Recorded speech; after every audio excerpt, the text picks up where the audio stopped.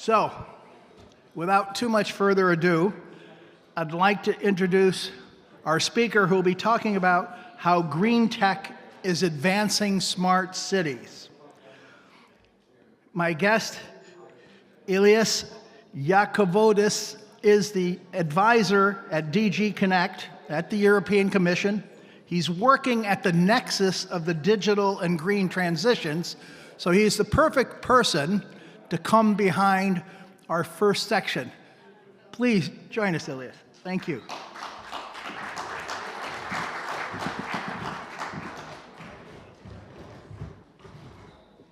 So good afternoon.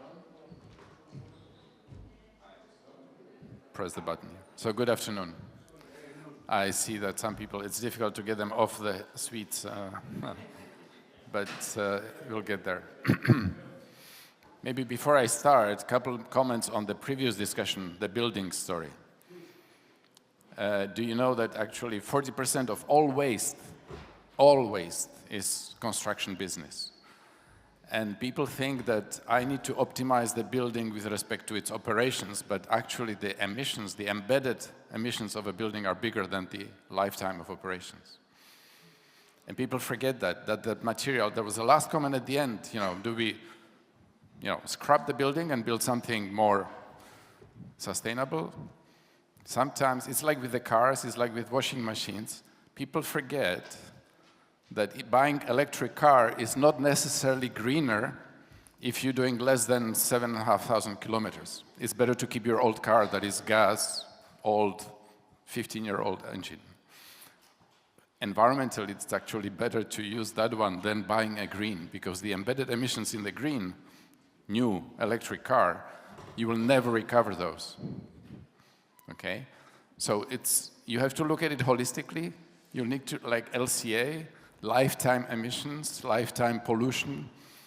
And that's what I will a little bit talk about today, about the cities.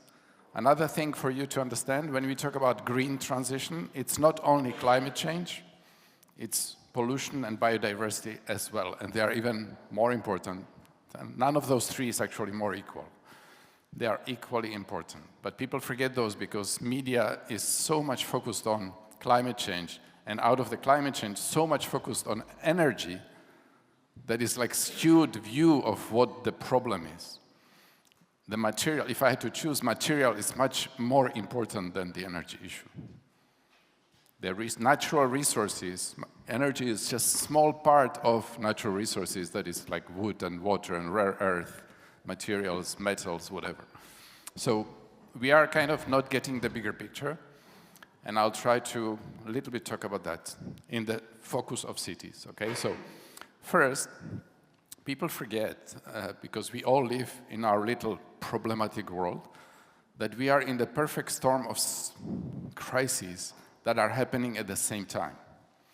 But our administrations, I'm from European Commission, the IT department, Dusan, that was there before, is from the climate department, and we have my colleagues here, so Anita is my stagiaire from Connect, DG Connect is the IT department, and Art is from DG Klima, working with Dusan, from the DG Klima. So if you want to talk to Commission people afterwards, if I'm not here, we have two representatives here.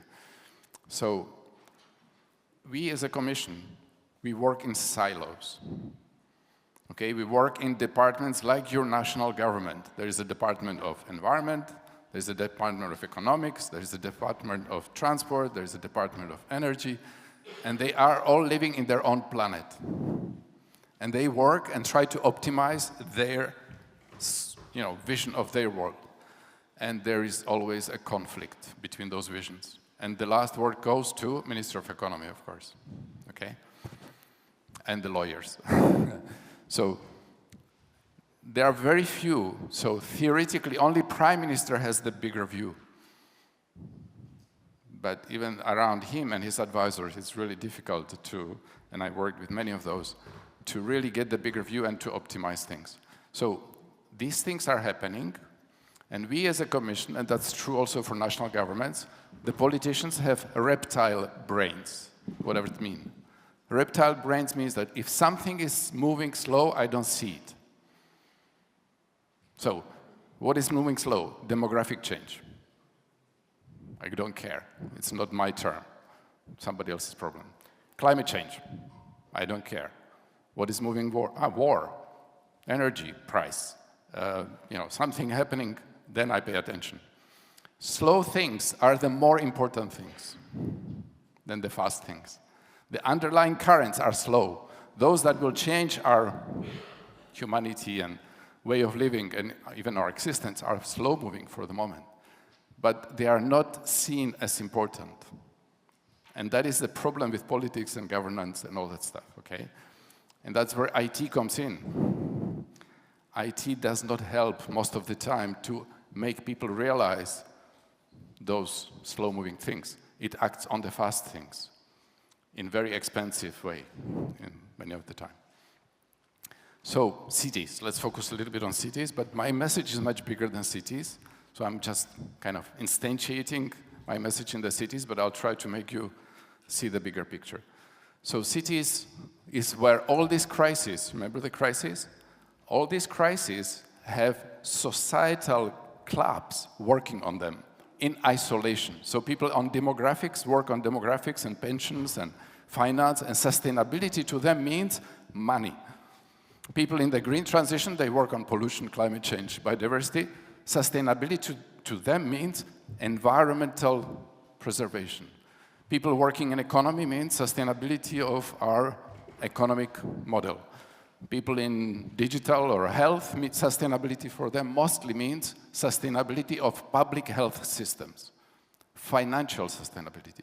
So everybody has a different view of what sustainability means. But all of those things boil down to locally they all coexist. So the mayors, the people in the cities, feel all those things together while their governments work on separate issues. And that is that's the biggest problem between where innovation happens is locally, where innovation is funded and understood is in siloed world. So ministry has money for building renovations. Another ministry has money for digitalization. Another ministry has money to fix your road, transport.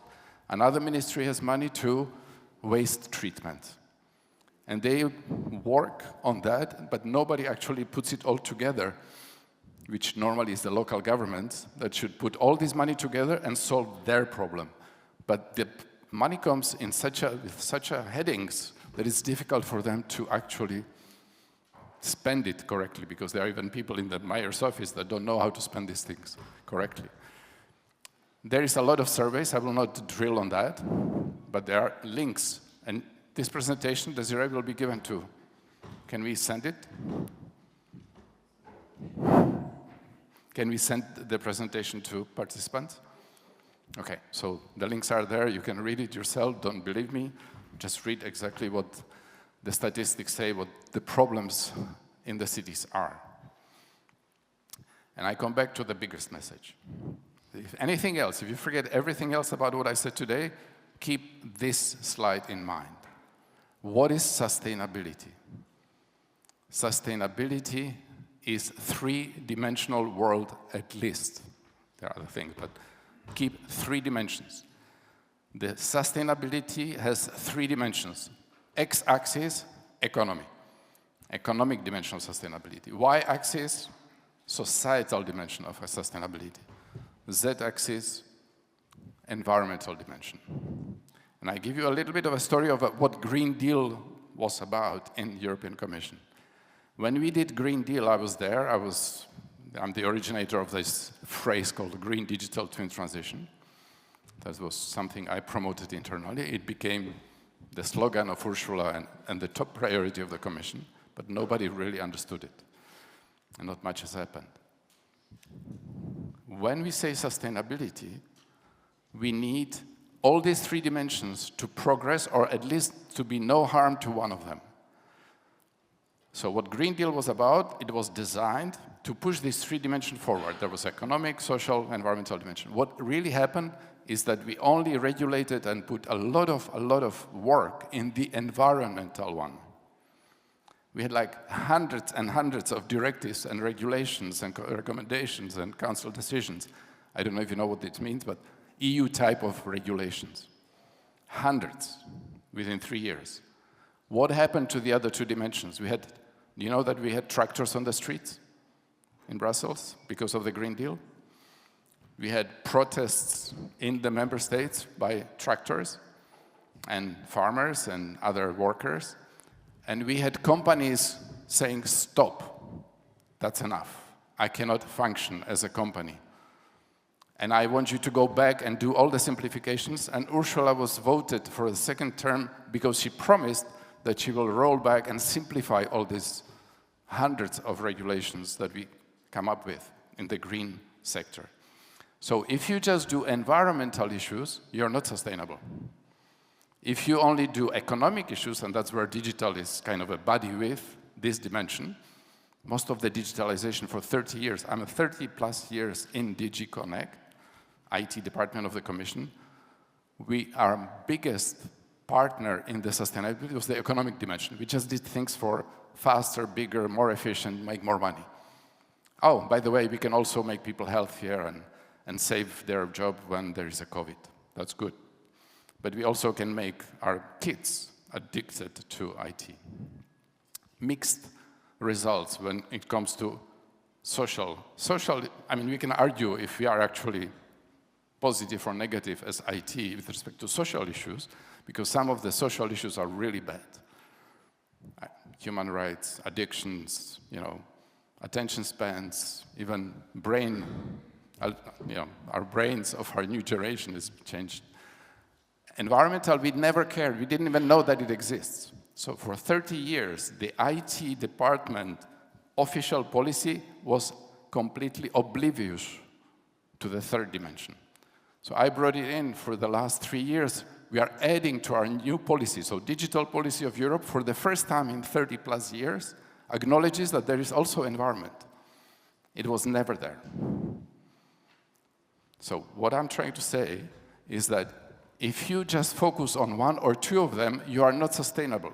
If you have the perfect economy, but you don't care about the human rights and social well-being or environment, you're not sustainable. If you just care about people, but you don't care about environment or economy, you're not sustainable. If you just care about environment, you're not sustainable. If you care at 2 out of the 3, you're not sustainable. And people don't get it. People don't get it. I don't know why.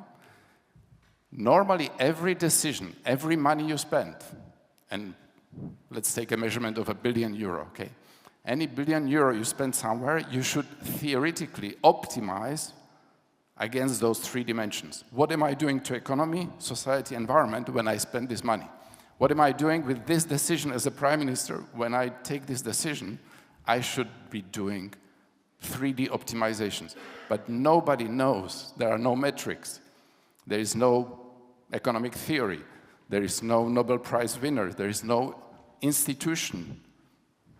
Take the biggest Delft University, whoever was boasting about, Dutch being the best in this and that. Nobody, not even TNO, would know how to optimize in 3D. And this is our gap, because we are so siloed. There is the profession that knows economy, there is a profession that knows social issues, and there is a profession that knows environmental issues. And those things don't work together. Don't go very far. Think of political parties in Germany. SPD, SD, socialists, the Greens. They all say, my dimension is non-negotiable. First, the economy, whatever I have left, I will give to the other 2 dimensions. The socialist parties, humans in the middle, everything has to make sense for well-being. I will organize my economy and give to environment whatever I have left. The Greens, green preservation is our survival. This is non-negotiable, guys.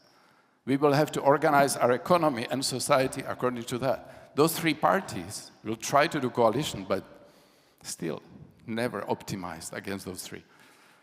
So if nothing else, remember that the biggest challenge for whatever we do, with digitalization included, is how do I use digitalization to optimize against these 3? You know what happens today with digitalization? Is digitalization a pollution or solution to environment? It should not be just that. how can I use digitalization so that I can optimally choose the biggest outcome for these 3 dimensions, or at least minimize the harm to one while I'm progressing with the other 2. But nobody is working in this frame of mind. And it's very difficult, that's why they don't do it. It's much easier to count GDP, it's much easier to count emissions, it's much easier to count workers' rights, because that's what I understand. But how does it relate to the other 2? I don't care. I'm good in this. So, back to what is the role of digitalization? What is the role of digitalization in this sustainability game?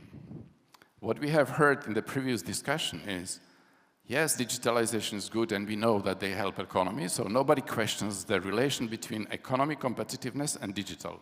Digital helps, that's fine. Nobody questions, although it's mixed bags, the social impact, because 30% of Belgians didn't lose their job. So when we had COVID, IT became savior of 30% of people's jobs. That's huge. We have good stories about digitalization helping healthcare, in hospitals, telemedicine, about ego, we don't anymore stay in lines. We get things done by banks online. We go to government offices. I just get my birth certificates or driving license online. So there's a lot of convenience. There's a lot of bad things. But when it comes to environment, we don't know. We struggle to understand what is the impact of digitalization on environment. And the question was there, what AI is doing? And the discussion normally goes into wrong things. Discussion is like, how much energy data center takes? Let's measure the impact of data centers. Let's measure the impact of e-waste. Let's measure this and that.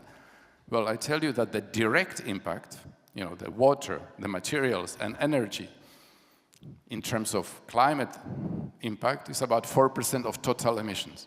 Okay, not a big deal. It's like in aviation or a little more. But there are bigger culprits, transport, buildings, energy systems. But that's not the story. What you're measuring is the direct impact, but there is the indirect impact called rebound effects. They are much bigger than the direct ones, and nobody talks about them. So you say, I have a data center in Holland.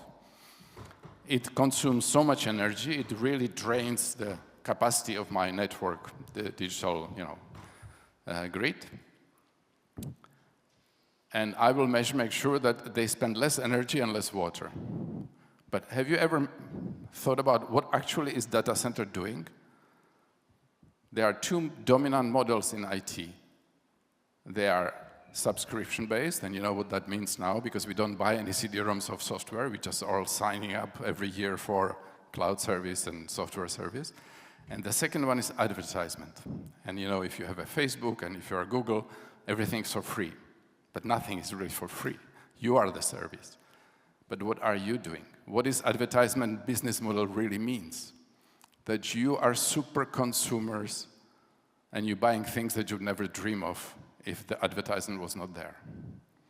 What is the impact of you being super consumer? Do you think that compares to the energy spent by that data center? It's 1,000 times bigger. So the indirect effects of IT and the business models of IT are much bigger than how much energy is this data center spending. How often do you change the server?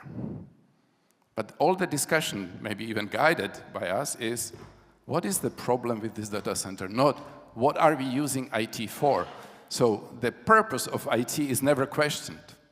And I was there, naively writing things in the beginning of 90s, that the internet, that's when internet came out. Internet will make people to love each other, we will all be educated, we will help people to get healthier. So I was writing those things in the commission build, call for proposals, saying that's how IT will make people to be better off. And what happened? Are we loving each other more because of the social media? Are we healthier? Are we, living harmoniously with our environment? Whatever. Why? Why all these nice dreams of IT becoming a tool for us didn't materialize exactly as we wanted or as we would normally wish, because we have no governance, we have no purpose. It's all driven by business models that are not really in that direction. I should stop here, but okay, we need to talk about cities. So I try to talk to the biggest companies there are, about twice as many. These that you see here agreed to my call saying, yes, we will work on a science-based ways to measure the net carbon impact of digital. And I said, carbon is just a smaller picture, but that's the measurable thing. Because I was talking to Vodafone, and they were saying, oh, mobile phones will save 300 million tons of CO2. And I said, how do you prove that? Oh, we have a guy in the basement who's making these calculations. We have our own system to do it. And then I talked to Siemens. Oh, yeah, we will save so many millions of tons. I said, how do you do it? Well, we have a guy that is making these calculations. Every company had their own sustainability officer making their own calculations that fits them. I said, guys, why don't we come together and we have one methodology to count what your net impact is, negative, positive. They agreed. The CEOs write a letter, so you can actually see that the letter was signed by all the CEOs saying, okay, we agree that we will do one methodology. And that one methodology actually says, I have a building. The building spends so much energy to heat and to cool. I will bring in IT.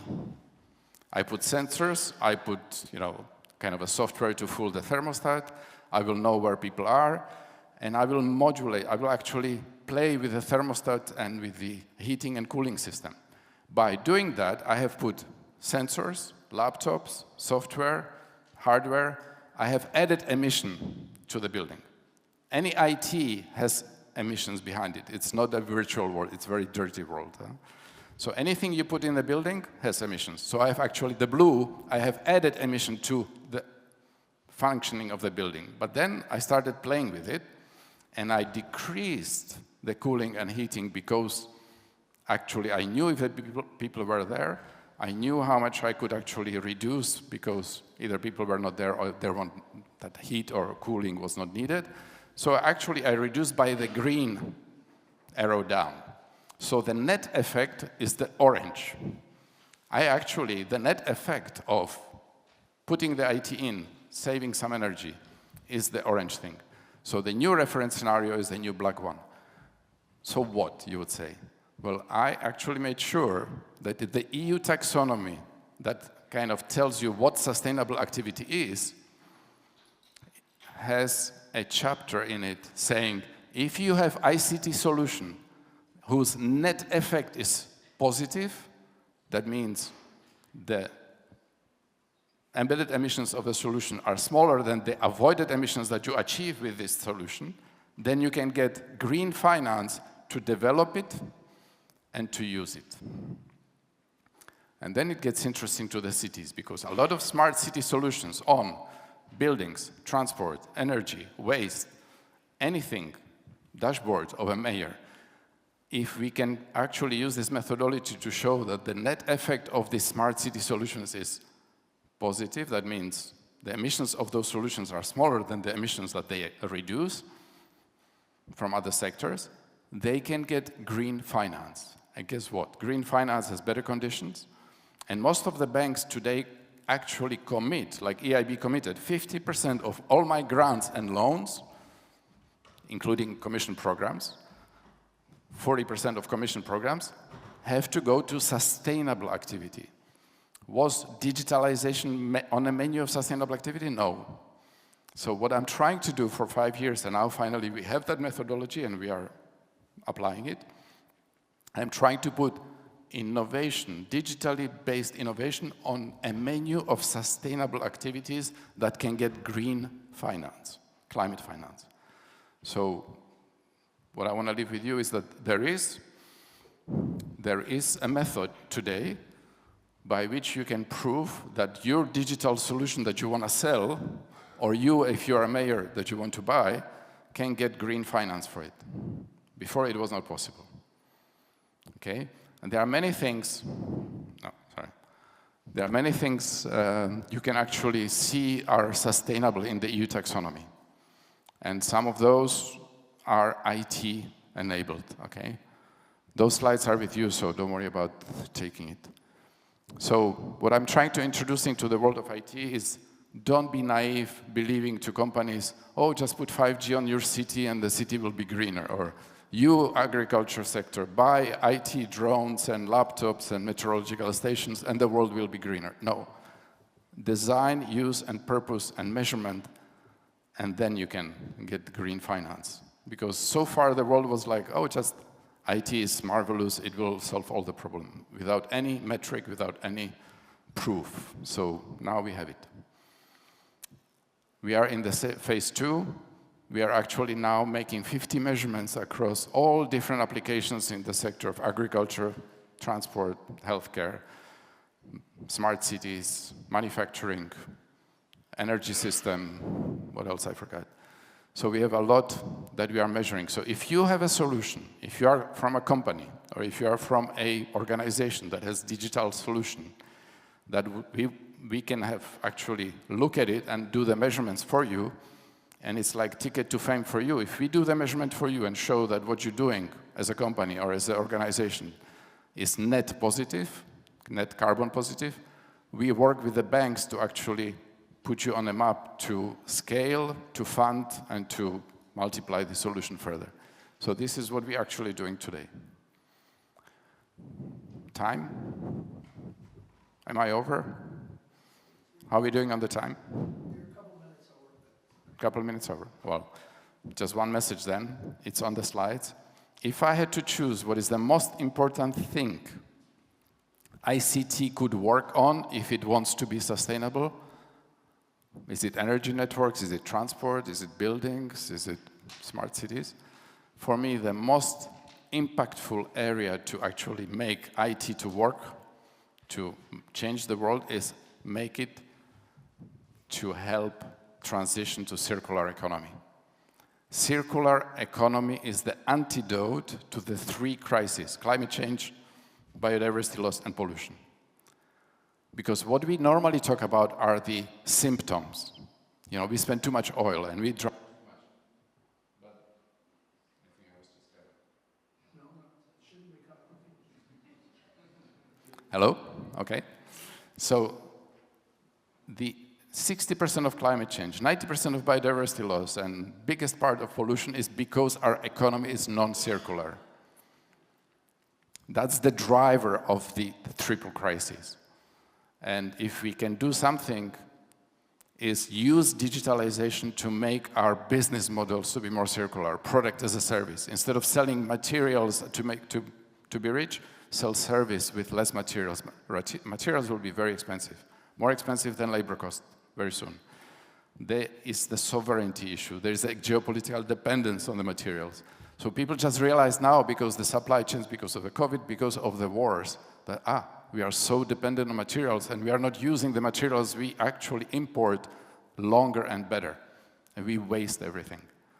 So if I had to choose one, the most important issue for a green transition that is also very good for people and very good for economy is use digital for circular economy.